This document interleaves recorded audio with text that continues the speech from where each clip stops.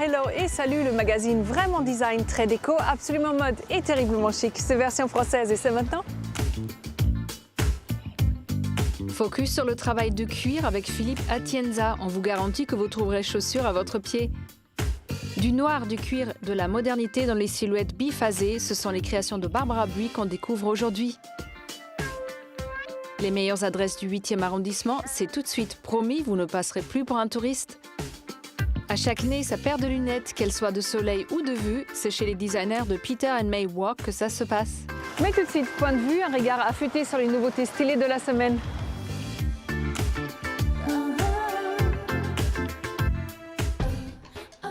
Vous qui avez toujours eu la tête dans les nuages, voulu vous rapprocher des oiseaux ou envie de découvrir Paris vue d'en haut, nous avons trouvé la solution.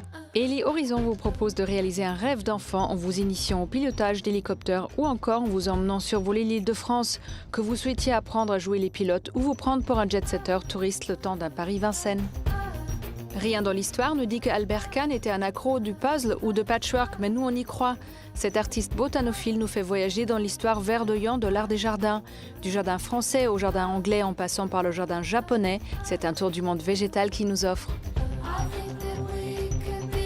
Les vacances et Paris-Plage vous semblent déjà être un lointain souvenir, mais il vous reste encore la possibilité de faire trempette dans une des nombreuses piscines de la capitale. Que vous soyez plutôt adepte de la brasse, du farniente ou d'aquabiking endiablé, munissez-vous du dernier né de Léa Maupetit, les piscines, véritable guide des pédiluves parisiennes. Sympa de suivre les tendances et de s'acheter le dernier manteau oversize à la mode, mais qu'en est-il de votre progéniture? Sur le site de Culottes Courtes, Astrid, une passionnée de mode enfantine, modernise les éternelles barboteuses et autres pièces pour enfants. Le tout est fait main dans ses ateliers parisiens et nous, on ne boude pas notre plaisir.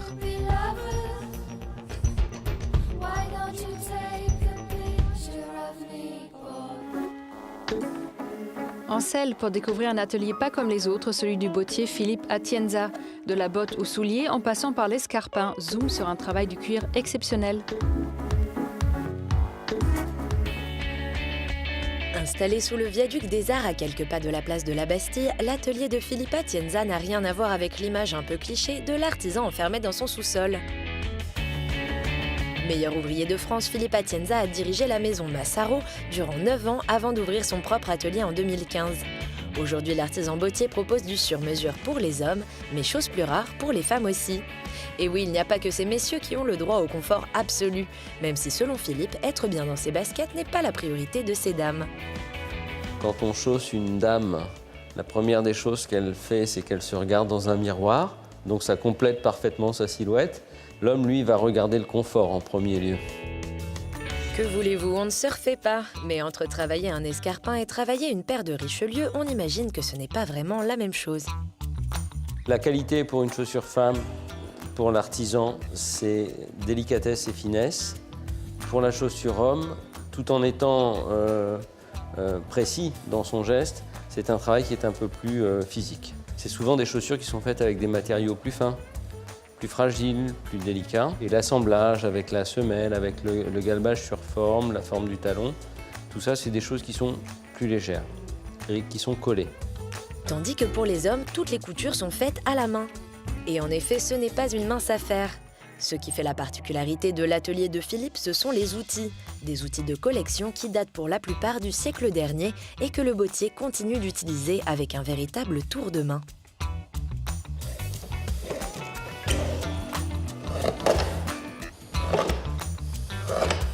Après avoir pris les mesures du client, Philippe commence donc par travailler sa forme en bois. Donc, une fois que la forme est faite et ajustée aux mesures du client, on réalise une maquette, un essayage.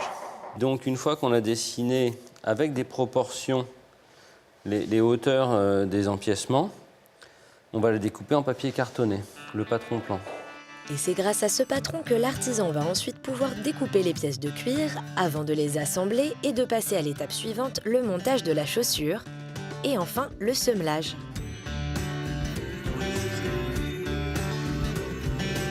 Je crois que c'est aujourd'hui un métier qui est de plus en plus rare. Il y a de moins en moins d'acteurs bottiers sur Paris et dans le monde en général.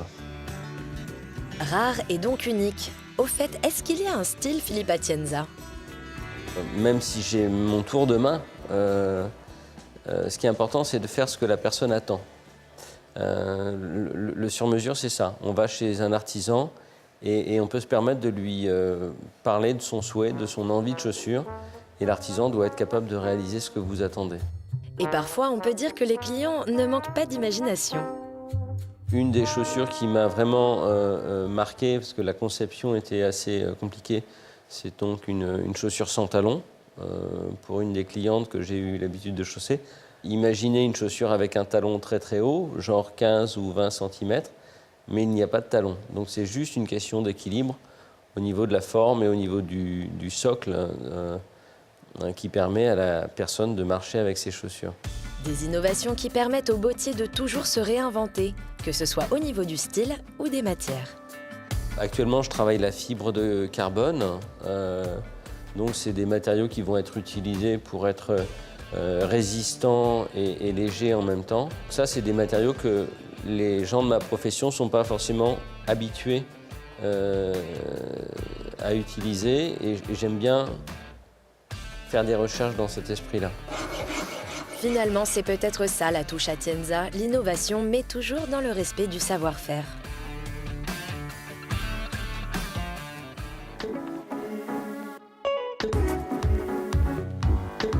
On reste dans le cuir avec les créations rock et chic de Barbara Buis qui mélange les codes du masculin-féminin pour créer une nouvelle silhouette à la femme d'hier et de demain.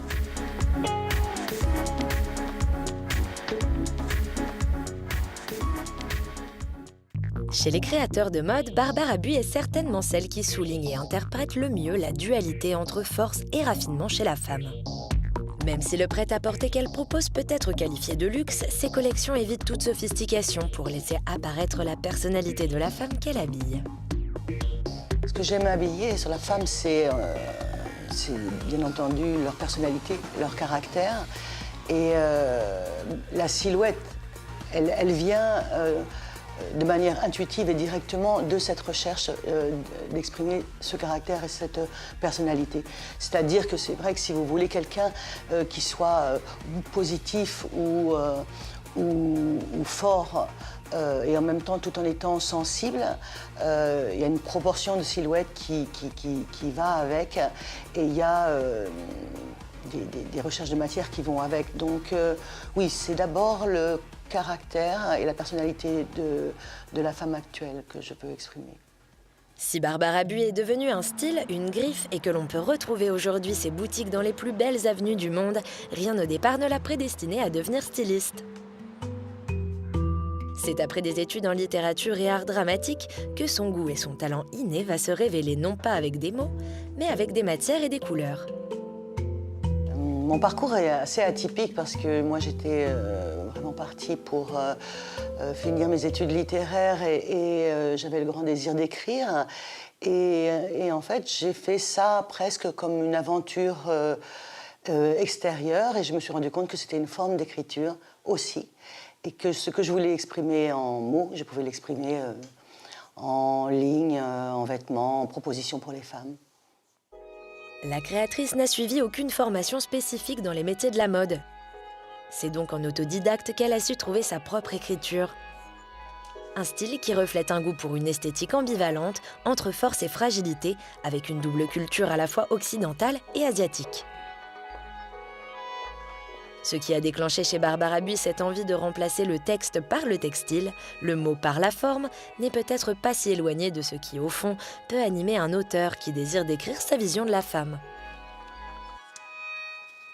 L'élément déclencheur, c'était, je pense, ce que j'avais envie d'exprimer, aussi bien sur ma dualité de culture, sur exprimer les personnalités des femmes.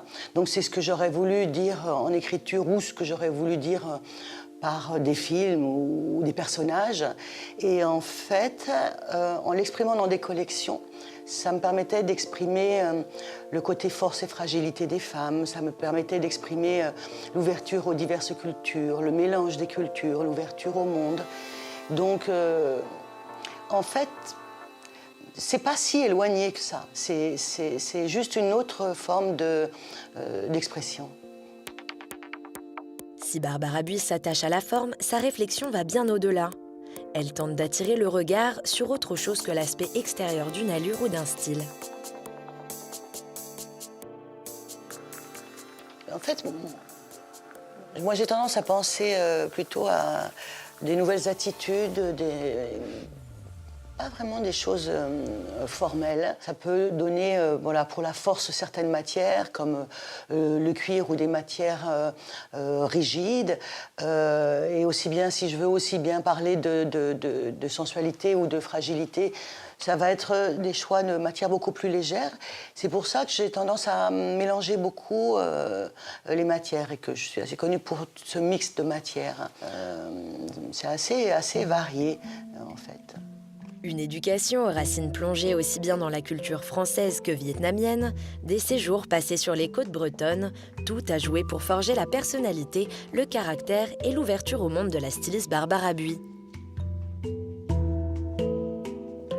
Ce qu'on peut retrouver dans mon travail de ce mélange de cultures, je pense que sur le côté asiatique, c'est peut-être une expression de sensualité de femme, moins extravertie peut-être que l'expression de sensualité de femme occidentale, des choses peut-être plus en retenue. Sur la Bretagne c'est aussi la puissance, le lyrisme, le romantisme, le voyage, l'authenticité, les racines.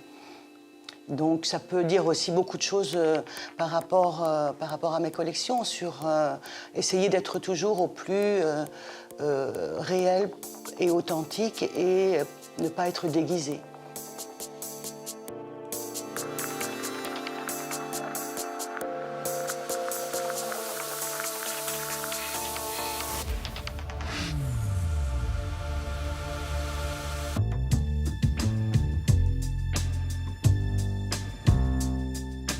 Bonjour Barbara Buis. Bonjour. Vous nous recevez chez vous, ici, dans votre appartement. Vous êtes ici depuis longtemps?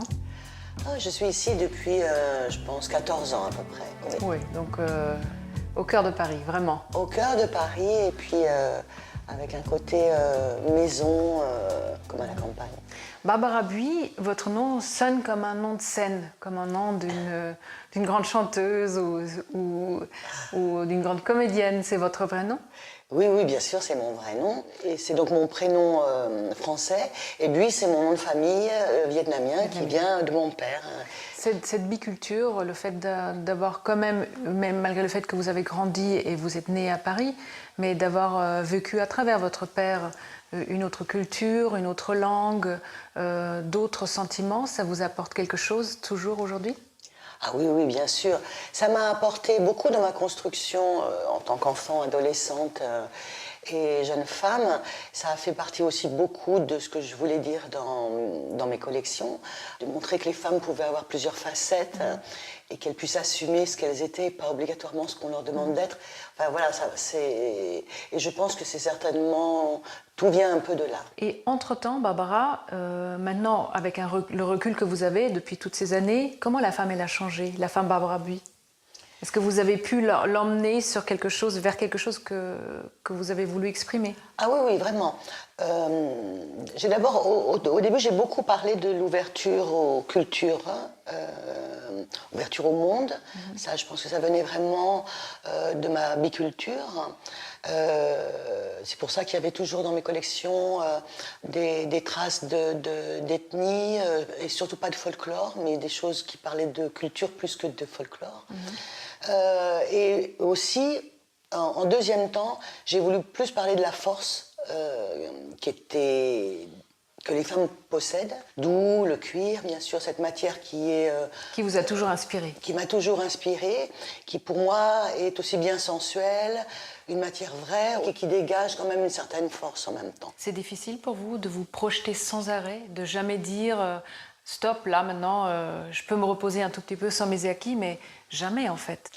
Quelquefois, ça peut être quand même un peu, quelquefois fatigant, on aimerait bien, quelquefois pouvoir en effet se reposer sur ses acquis. Parce que même mentalement, c'est... Oui, mentalement, c'est une pression quand même. Et puis, on attend de vous que, à la fois, vous continuez à transmettre ce que vous transmettez et en même temps que vous vous renouveliez. Donc, c'est un rythme, le rythme de la mode est un rythme quand même très rapide. Il faut être, avoir des gens avec vous qui vous aiment et qui vous épaulent. Comment vous faites-vous pour vous ressourcer de temps à autre? Vous devez quand même être en famille, vous arrêter, prendre des vacances, déconnecter, oui. S'inspirer quelque part aussi. Écoutez, déjà d'avoir ces marques familiales, c'est quand même très très important. Mais ça, je pense que c'est peut-être le cas pour n'importe quelle femme qui travaille. Et surtout, elle a un travail qui est un peu à risqué. Donc moi, j'ai une fille de 12 ans et en fait, ma fille, c'est un peu ce qui m'équilibre le plus, en fait. Elle comprend votre métier? Ah oui, elle comprend mon métier depuis qu'elle est toute petite. Hein. Ensuite, oui, voyager, se ressourcer. Je parlais de Bretagne, par exemple. C'est vrai que j'aime bien, de temps en temps, y retourner parce que c'est aussi les traces de sa culture, de son enfance, etc. C'est toujours pour ne pas... Pour pas les perdre, pour pas vous perdre. Voilà, pas les perdre dans un rythme effréné. Merci beaucoup, Barbara. Merci.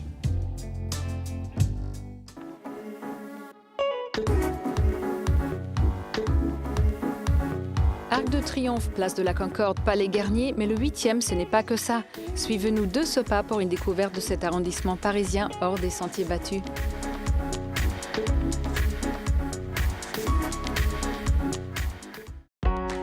Repérage, c'est votre rubrique dénicheuse de bons plans parisiens. Cette semaine encore, on a marché, couru, rampé, arpenté, cheminé, exploré pour vous faire découvrir un nouvel arrondissement. Aujourd'hui, direction le 8e. Champs-Élysées, grandes avenues, boutiques de luxe, le 8e arrondissement, c'est le quartier chic par excellence. Mais il ne regorge pas moins d'adresses insolites. Notre première étape nous mène dans l'un des palaces les plus prestigieux de la capitale. Et ce qui nous intéresse ici, c'est un lieu inédit qu'on n'attendrait pas tellement au milieu d'un hôtel. Oui, il s'agit bien d'un cinéma. Philippe Starck a eu cette magnifique idée de faire en sorte que le Royal Monceau soit le premier hôtel de luxe au monde entièrement dédié à l'art contemporain. Rénové entre 2008 et 2010, le Royal Monceau accueille ainsi qu'une galerie d'art, une librairie des arts et donc un cinéma de 99 places. Programmation éclectique, technologie de pointe et un mot d'ordre, le confort. C'est une salle où on a de l'espace, où on est à l'aise. Donc Philippe Starck a pensé à faire ses fauteuils en s'inspirant des fauteuils des avions première classe. Il y a même la tablette qui va avec. Et qui dit première classe dit aussi verre de champagne et popcorn Pierre Hermé. Et oui, ça ne rigole pas. Le lieu est en location la semaine pour des séances spéciales, mais également des conférences ou des concerts.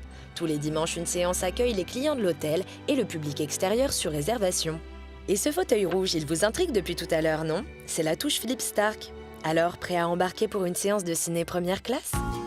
En effet, le 8e, c'est plutôt chicos, et ce n'est pas notre prochaine adresse qui va prouver le contraire.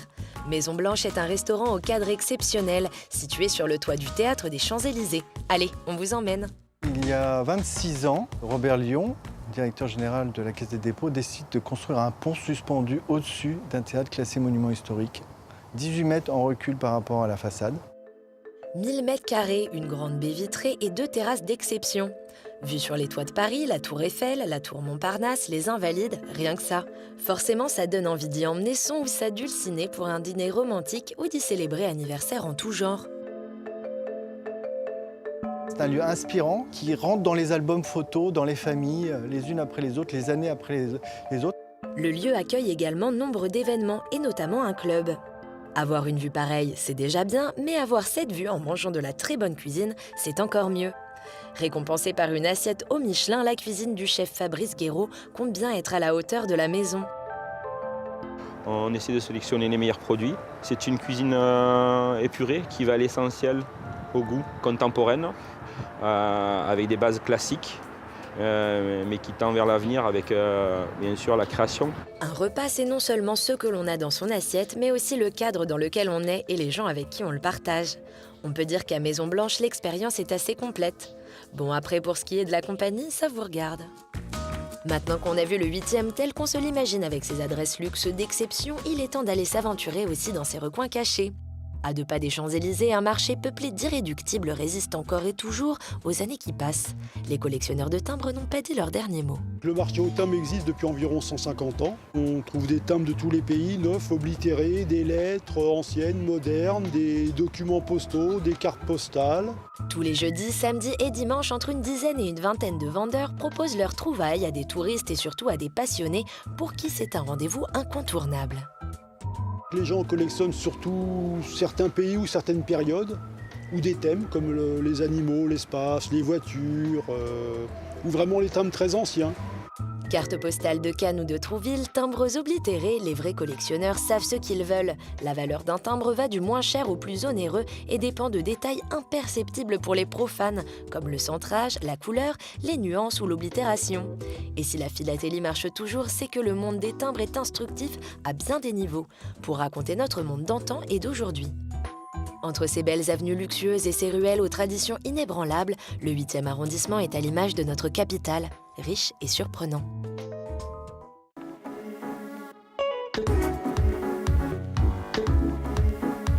Binoclard ou 4 yeux, heureux sont ceux qui portent des lunettes. En voyant le travail des designers de Peter & Maywalk, nous aussi on a envie de corriger notre myopie et de se protéger du soleil.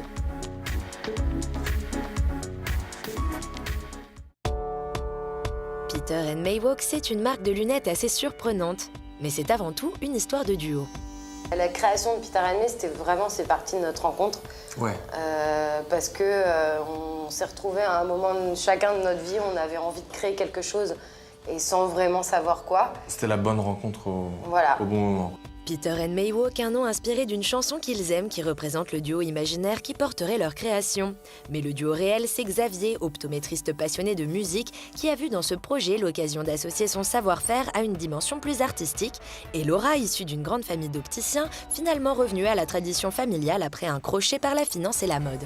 Aujourd'hui, c'est vraiment un accessoire de mode et c'est la touche finale qui peut faire que c'est le point d'exclamation d'un look. Et ce point d'exclamation, Laura et Xavier le veulent audacieux, coloré et inattendu. On aime bien flirter avec les limites du strange pour une partie de la collection, mais l'idée c'est que ça reste toujours portable et que ça te rende beau. On se met pas de limite dans notre créativité, mais par contre, la chose qu'on veut absolument faire, c'est un travail des proportions qui soit irréprochable et qui fait que quand on les met sur le visage, ça fit. Les proportions, tout est là. C'est bien pour cela que les prototypes sont nombreux avant la réalisation des modèles.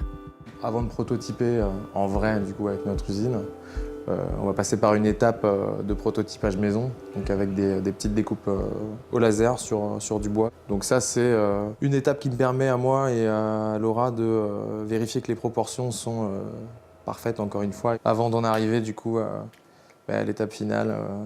Donc là c'est la découpe qui a permis de faire ce modèle-là. Et justement ce modèle-là c'est la Cloud Cuckooland, emblématique par son parti pris aventureux. C'était la première en fait où on a vraiment fait un travail de mix de formes, mix de couleurs, mix de matières, les trois en même temps. Et alors malgré le fait que ça puisse paraître est-ce que ça va pas faire un truc too much? Au final c'est juste très très fort, très visuel, mais toujours en respectant ce fil conducteur de oui, c'est complètement accessible. Ouais. De la même manière, les collaborations de la marque se veulent playful et fonctionnent au coup de cœur. La richesse de cet accessoire, c'est ainsi la possibilité de s'amuser avec la marque de vélo Martin Cycling, la marque de bijoux Chourouk ou encore la marque de vêtements Vanda Nylon. Le modèle Kinu est l'un de leurs best-sellers. Je pense un petit tournant aussi dans l'histoire de la marque, parce que c'est tellement rassurant de réussir à faire un truc qui ressemble à rien. Et là, sur celle-là, c'était vraiment le cas. Enfin, quand il dit qu'il ressemble à rien, c'est qu'il ressemble à rien qui existe. Effectivement. Ça ressemble vraiment à rien, ça. Mais c'est parfait. Non, non, les lunettes Peter Maywalk ressemblent bel et bien à quelque chose, mais quelque chose de différent, indubitablement. Dès le départ, leur ambition, c'était d'expérimenter, de se démarquer, au niveau des formes, des couleurs et des matériaux.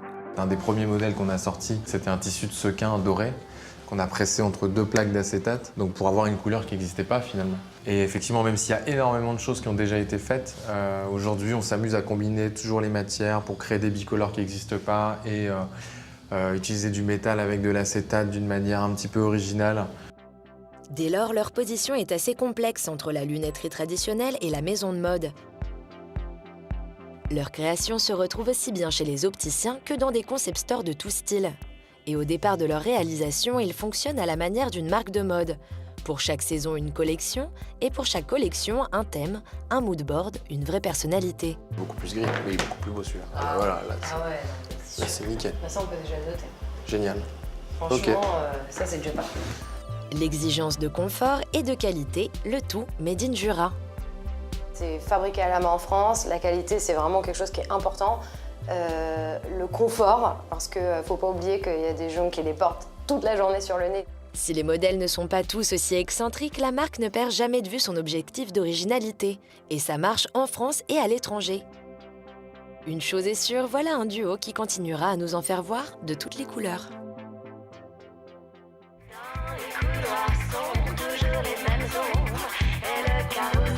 Version française est déjà finie, mais soyez chic, toujours. Et retrouvez-nous la semaine prochaine. Bye!